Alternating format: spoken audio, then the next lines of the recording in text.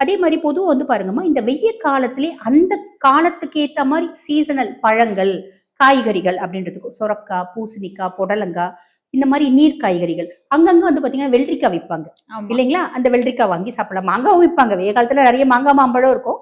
அதை கம்மி பண்ணிட்டு இந்த வெள்ளரிக்காய் நுங்கு விற்கிறாங்க பாத்தீங்களா? நுங்குல எலசு நுங்கு, அந்த கடினமான அந்த கல் நுங்கு அப்படின்னு சொல்லுவாங்க பாத்தீங்களா? அது சாப்பிட்டா உடனே வயிறு வலி வந்துடும். அதை எடுக்கக்கூடாது. எலசு நுங்கு, பதநீர், இளநீர், நீர் காய்கறிகள், அதே மாதிரி அந்த காலகட்டத்துல கிடைக்கக்கூடிய பழங்கள், திராட்சை பழம், ஆரஞ்சு பழம், இந்த மாதிரி எல்லாம் தர்பூசணி, இதெல்லாம் அந்த தணிக்கக்கூடிய பழங்கள், வெள்ளரி பழம், இதெல்லாம் இருக்கும் பாத்தீங்களா? இதெல்லாம் நம்ம சாப்பிடுறது அதுவே போதுமானதுமா. பெருசா நம்ம இது பண்ணணும் அது பண்ணணும்ன்ற அவசியம் இல்ல. காலையில எந்திரிக்கும் போதே பச்சை தண்ணியில குடிக்கிறது நல்லது. Okay ma'am. டெய்லியே நம்ம பச்சை தண்ணியில குளிக்கிறது நல்லது.